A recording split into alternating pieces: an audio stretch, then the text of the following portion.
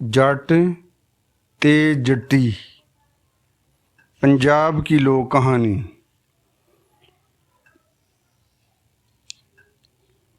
पुराने ज़माने की बात है। किसी गांव में एक जट और जट्टी रहते थे। जट की बीवी बहुत बेवकूफ़ थी। एक रोज़ जट्टी जट के लिए दोपहर का खाना लेकर जा रही थी कि उसकी नज़र ज़मीन पर पड़ी। जट्टी चलते चलते रुक गई। उसने ज़मीन को देखना शुरू कर दिया। ज़मीन जगह जगह से फटी हुई थी। ज़मीन में दरारें ही दरारें पड़ी हुई थीं। जट्टी ने अपने सर से रोटियों का छाबा और साग से भरी हुई कौली उतार कर ज़मीन पर रख दी। लस्सी का गड़वा भी जो उसके एक हाथ में पकड़ा रखा था लस्सी का गड़वा जो उसने अपने एक हाथ में पकड़ रखा था ज़मीन पर रख दिया। वो वहीं ज़मीन पर बैठ गई और ज़मीन को बड़े गौर से देखना शुरू कर दिया। जट्टी को ज़मीन पर तरस आ गया। उसने बड़े प्यार भरे अंदाज में ज़मीन से ये कहना शुरू कर दिया, हाय हाय मैं तुम्हारे सदके जाऊं, मैं तुम्हारे वारी जाऊं। तुम्हें बहुत ज़्यादा प्यास लगी हुई है। तुमने कैसे अपना मुंह खोल रखा है। पता नहीं तुम कब से प्यासी हो। तुम पर किसी इंसान की नज़र ही नहीं पड़ी जो तुम्हारी प्यास बुझा देता।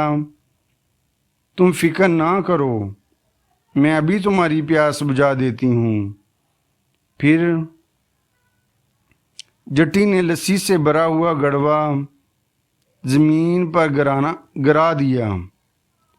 लस्सी का गड़वा खाली हो गया। ज़मीन पर पड़ी हुई दरारें बंद हो गईं। जट्टी ये काम करके बहुत खुश हुई। उसने ज़मीन से कहा, मुझे यूँ लगता है अब तुम्हारी प्यास बुझ गई है। अब मैं खेतों की तरफ चलती हूँ। जट्टी ने रोटियों का छाबा और साग की कौली सर पर रखी। लस्सी का खाली गड़वा उठाकर वहाँ से आगे चल पड़ी। जट ने जब जट्टी को खाना लाते हुए देखा तो उसने अपने बैलों को हल से खोल दिया। उनके आगे चारा डाल दिया। बैलों ने चारा खाना शुरू कर दिया। काम की वजह से जट थक चुका था। उसे भूख बहुत सता रही थी। उसने जल्दी से कुएं से पानी निकाला और अपना मुंह हाथ धोकर जट्टी की तरफ चल पड़ा। जट्टी खाना लेकर कीकर के एक दरख्त के नीचे बैठ गई। कुछ ही देर में जट भी वहां कीकर के नीचे पहुंच गया। जट ने जट्टी से कहा, आज तुम खाने के लिए क्या लाई हो। जट्टी ने कहा, खुद ही यहाँ आकर देख लो।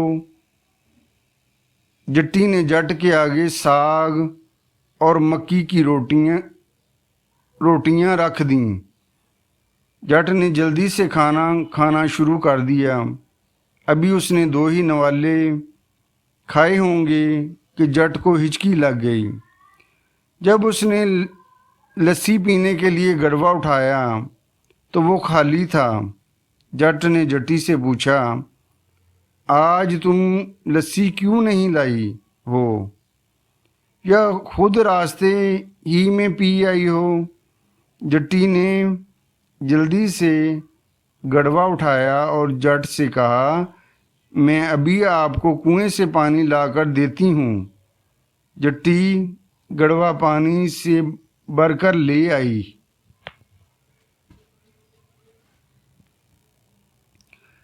जट ने पानी पी लिया और उसकी हिचकी दूर हो गई। जट्टी ने दोबारा फिर लस्सी ना लाने के मुतल्लिक पूछा। जट ने दोबारा फिर लस्सी ना लाने के मुतल्लिक पूछा। जट्टी ने जट को तमाम वाक़या सुना दिया। जट जट्टी की बातें सुनकर बहुत खुश हुआ कि वो किस कदर बोली बाली है। उसने जट्टी से कहा, पलिए लोके, जब कभी सख्त गर्मी में बारिश पड़े तो ज़मीन जगह जगह से फट जाती है।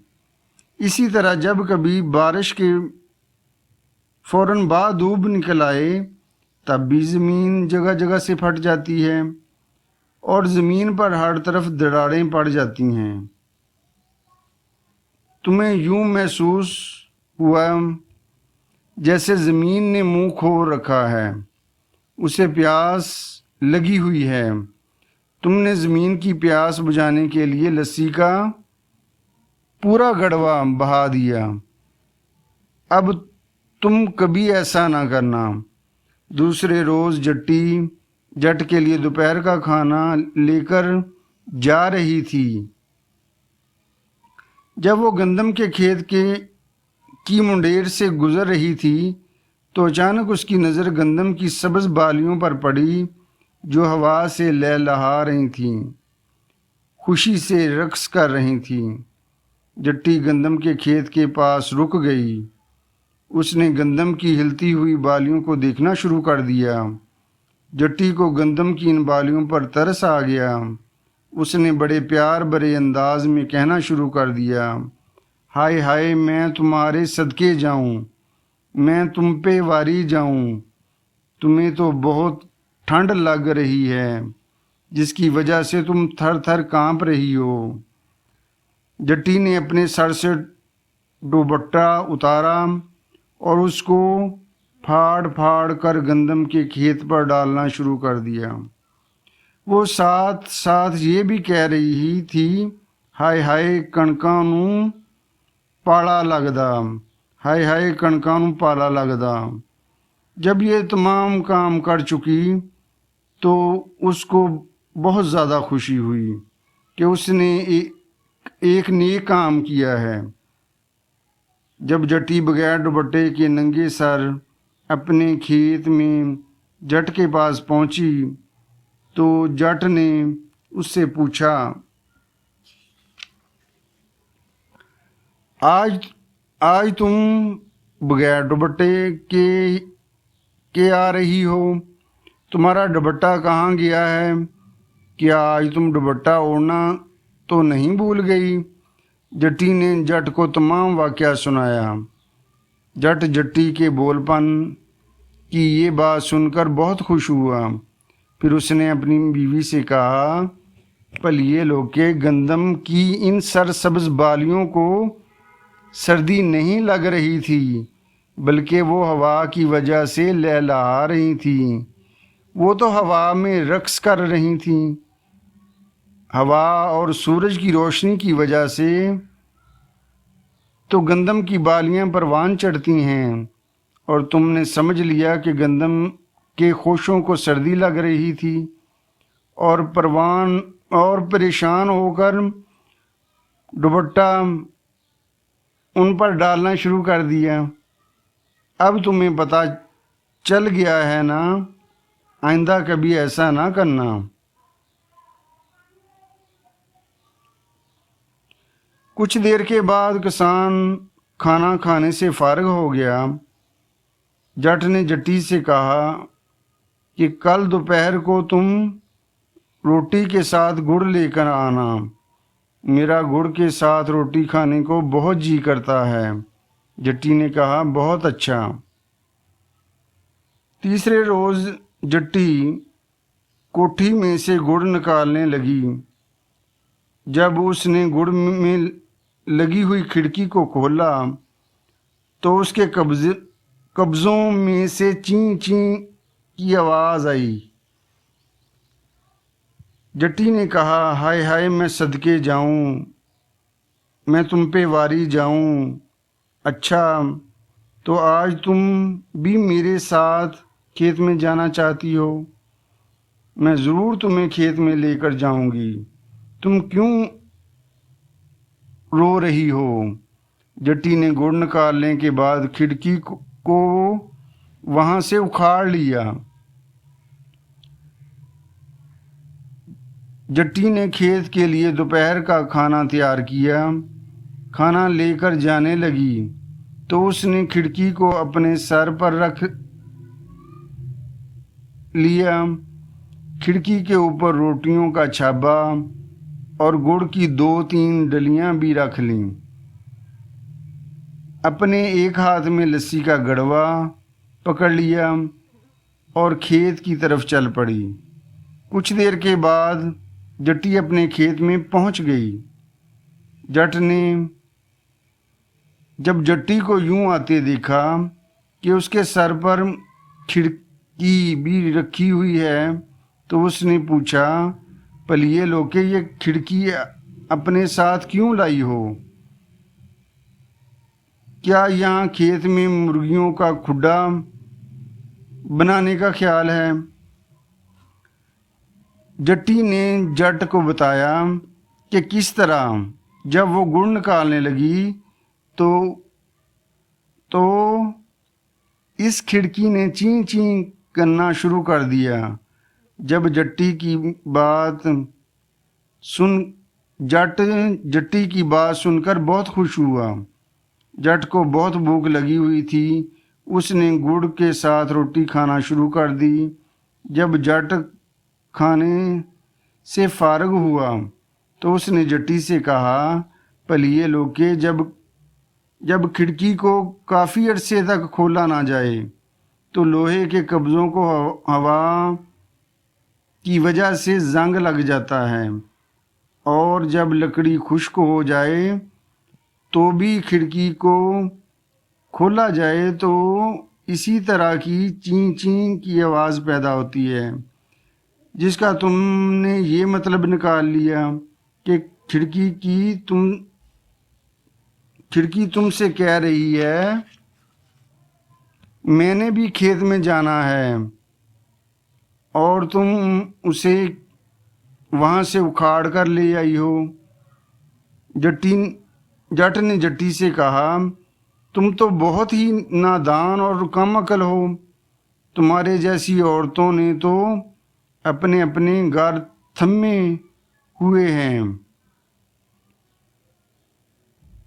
जट के घर की शहतीर टूटी हुई थी और उसने शहतीर के नीचे थम्मी दी हुई थी। जट को किसान की ये बात सुनकर गुस्सा आया। जब वो घर पहुंची, जट्टी को किसान की ये बात सुनकर गुस्सा आया। जब वो घर पहुंची तो उसने अपने कमरे की छत के नीचे से वो थम्मी निकाल दी और खुद कपड़े का बिनुआ बनाकर सर पर रख लिया और उस टूटी हुई शहतीर के नीचे खड़ी हो गई। जब शाम को जट घर वापस आया तो उसने अपने घर का देर तक दरवाज़ा खटखटाया, लेकिन किसी ने दरवाज़ा ना खोला। जट डर गया, पता नहीं आज जट्टी दरवाज़ा क्यों नहीं खोल रही। जट ने दरवाजे को उखाड़ लिया और घर में दाखिल हो गया। क्या देखता है कि जट्टी टूटी हुई शहतीर के नीचे थम्मी बनकर खड़ी थी और उसकी बुरी हालत थी। उसका सांस बहुत फूला हुआ था। जट ने जल्दी से वहीं पहले वाली थम्मी दोबारा शहतीर के नीचे दे दी और जट्टी को वहाँ से हटा दिया। जट्टी को पानी पिलाया। जब जट्टी की तबीयत ठीक हुई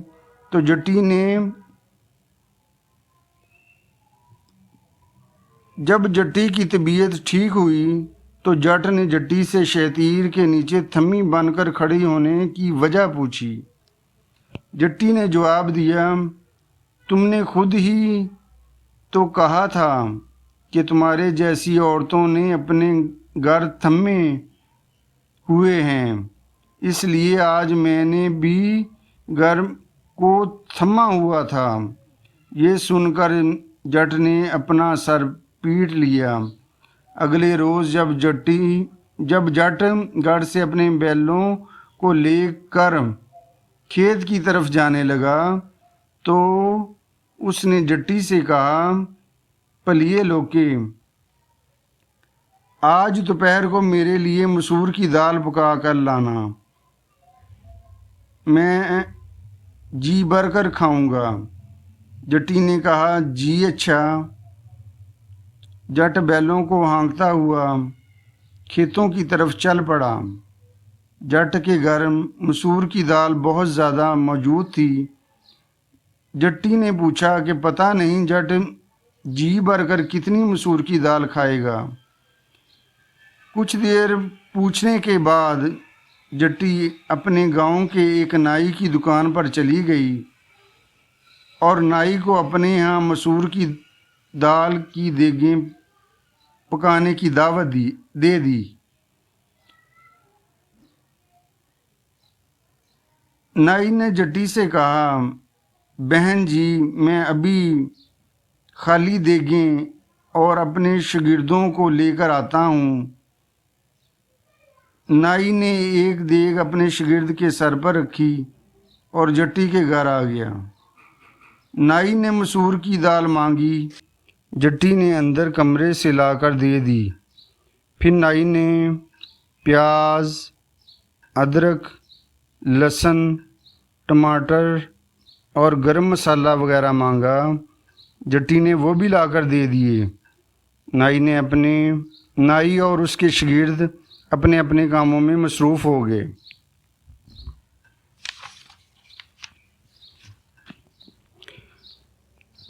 नाई के एक शागिर्द ने मसूर की दाल को साफ़ करना शुरू कर दिया और दूसरे शागिर्द ने प्याज, लहसुन वगैरह काटना शुरू कर दिया और नाई खुद देग पकाने के लिए ईंटों का चूल्हा बनाने लगा।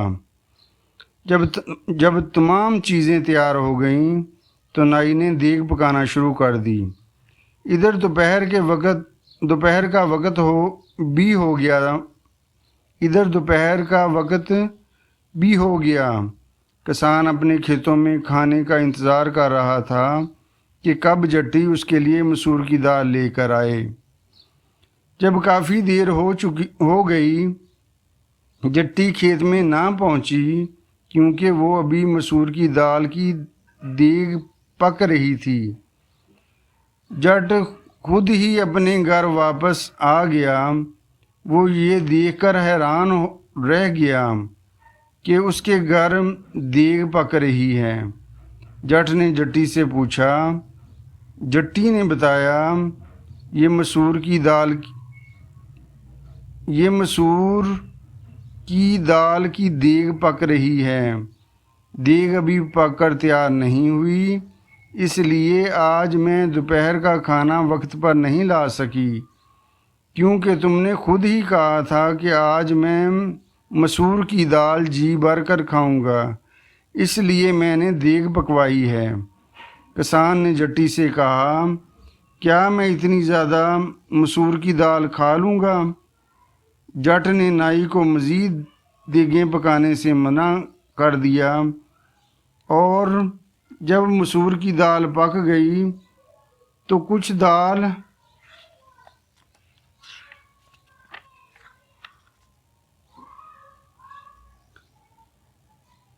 जट ने अपने लिए रख ली और बाकी तमाम की तमाम गांव में बांट दी, ये कहते हुए ये मूंग और मसूर की दाल आइंदा कभी जी भर कर खाने से तौबा कर ली।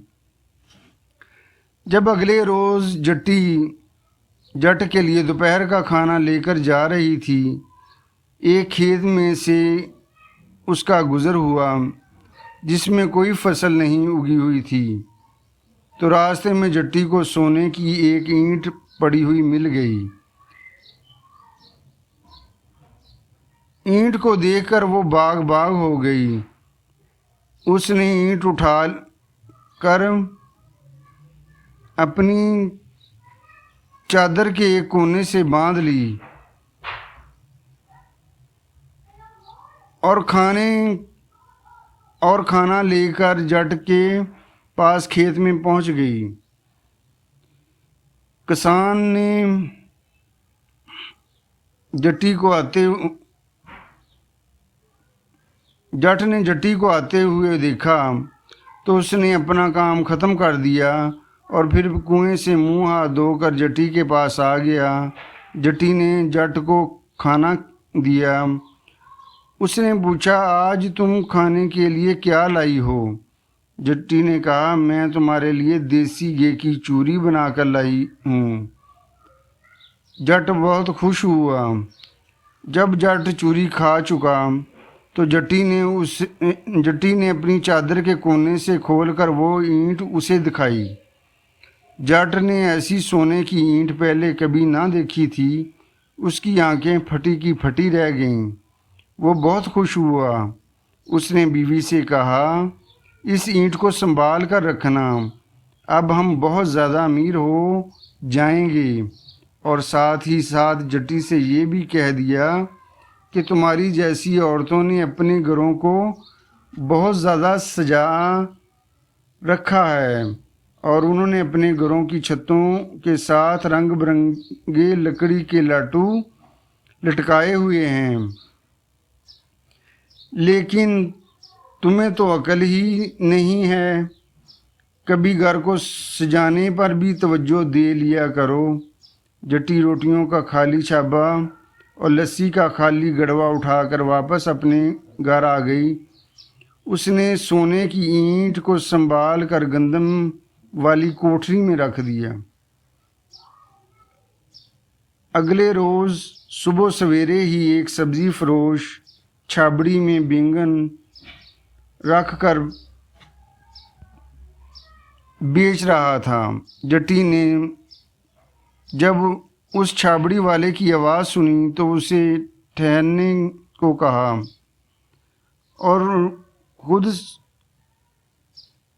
और खुद ये कहकर घर में चली गई कि मैं अभी अंदर से होकर आती हूँ। वो छाबड़ी वाला घर के बाहर खड़ा हो गया और जट्टी का इंतज़ार करने लगा। कुछ देर बाद जट्टी अंदर से सोने की ईंट लेकर आई। उसने सोने की ईंट छाबड़ी वाले को दे दी, क्योंकि जट्टी के पास पैसे उस वक़्त नहीं थे।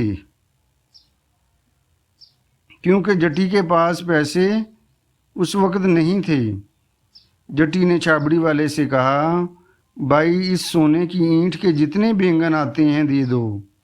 छाबड़ी वाला सोने की ईंट देखकर हैरान रह गया और उसकी आंखें खुली की खुली रह गईं। उसने दिल में कहा कि जट्टी ज़रूर बेवकूफ़ है। छाबड़ी वाले ने बैंगनों से भरी हुई छाबड़ी जट्टी को दे दी और सोने की ईंट लेकर वहाँ से 9 2 11 हो गया। जट्टी इतने सारे बैंगन देखकर बहुत खुश हुई। फिर उसने उन बैंगनों को धागे से बांधकर अपने कमरे की छत से लटकाना शुरू कर दिया। कुछ ही देर में जट्टी ने तमाम बैंगन अपने कमरे की छत से लटका दिए। जट्टी बैंगन लटकाने में इस कदर मसरूफ़ थी कि उसको दोपहर का खाना जट को देकर आने का ख्याल ही नहीं रहा। जट जट्टी का इंतज़ार करते करते थक चुका था और भूख की वजह से उसकी आंतें कुल्हवल्ला पड़ रही थीं।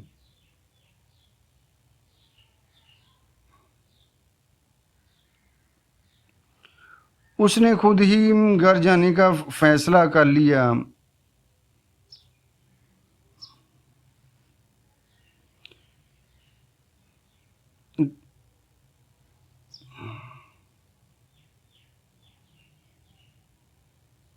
घर पहुंचकर उसने जट्टी को ज़ोर ज़ोर से आवाज़ें देना शुरू कर दीं। वो कमरे में पहुंचा तो छत से लटके हुए बैंगन उसके सर से टकराए। जट ने अपनी बीवी से कहा, आज तुम मेरे लिए दोपहर का खाना क्यों नहीं लाई? जट्टी ने कहा, आज मैं अपने कमरे को सजाने में मसरूफ़ थी, इसलिए दोपहर का खाना नहीं ला सकी। आपने खुद ही तो कहा था कि तुम्हारे जैसी औरतों ने अपने घरों को रंग बिरंगे लाटुओं से सजाया हुआ है। मैंने बैंगन ही खरीद कर लाटुओं की जगह लटका दिए हैं। जट सर पकड़कर बैठ गया। कुछ देर के बाद उसने पूछा, ये इतने सारे बैंगन तुमने कितने के खरीदे? जट्टी ने कहा, मैंने छाबड़ी वाले को सोने की ईंट दे दी जो मुझे रास्ते से मिली थी। छाबड़ी वाले ने मुझे बैंगनों की सारी छाबड़ी दे दी। जट ने जब ये सुना तो उसके पांव तले से ज़मीन निकल गई। उसने जट्टी को खूब मारा, उस पर बहुत ज़्यादा गुस्से का इजहार किया। जट ने कहा, तुम बहुत ही बेवकूफ़ और कम अकल हो। अब तुम मेरे घर से निकल जाओ। तुमको जिस चीज़ की ज़रूरत हो ले जाओ। मैं अब तुम्हें अपने घर में नहीं रखूँगा। जट्टी ने जट के घर से एक तेज़ छुरी और एक गदा लिया और जंगल की तरफ चल पड़ी। कुछ देर के बाद वो जंगल में पहुंच गई।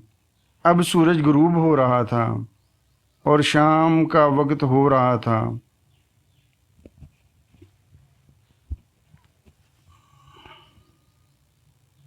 हर तरफ अंधेरा फैल रहा था। जट्टी एक बहुत ही बड़े बोड़ के दरख्त के नीचे चली गई।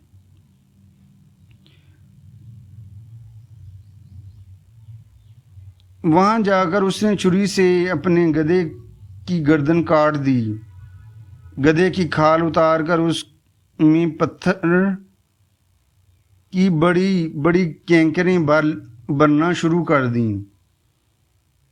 काफ़ी सारे पत्थर के टुकड़े भर कर वो बूढ़े बोहड़ के दरख्त की एक शाख पर चढ़कर बैठ गई।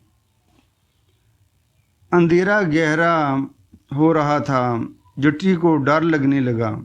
थोड़ी देर बाद कुछ चोरी किया हुआ सामान खच्चरों पर लाद कर उस बरगद के बूढ़े दरख्त के नीचे आ गए। उन्होंने चोरी किए हुए सामान को आपस में बांटना शुरू कर दिया। जब जट्टी ने चोरों को देखा तो खौफ से थर थर कांपने लगी और उसने अपने कांपते हुए हाथों से गधे की खाल में से एक पत्थर निकालकर चोरों की तरफ फेंका। वो कंकर एक चोर के सर पर लगा। उसने बाकी चोरों से कहा, भाइयों, मेरे सर पर पत्थर लगा है, ज़रूर यहाँ कोई है, ज़रूर यहाँ कोई है। फिर जट्टी ने दूसरा पत्थर नीचे फेंका। वो दूसरे चोर के लगा। उसने भी बाकी के चोरों से कहा, भाइयों, मेरी कमर पर भी एक पत्थर कहीं से आकर लगा है, ज़रूर यहाँ कोई है।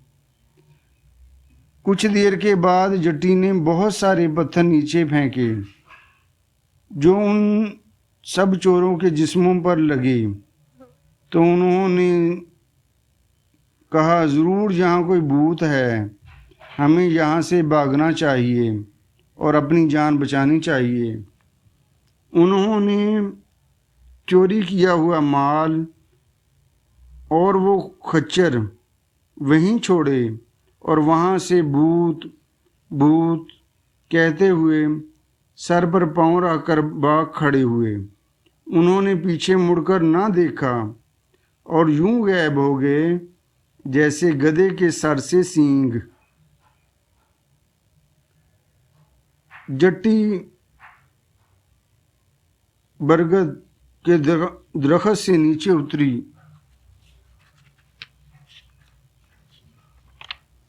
उसने चोरों का चोरी किया हुआ तमाम माल और सोने चांदी की अशरफियों को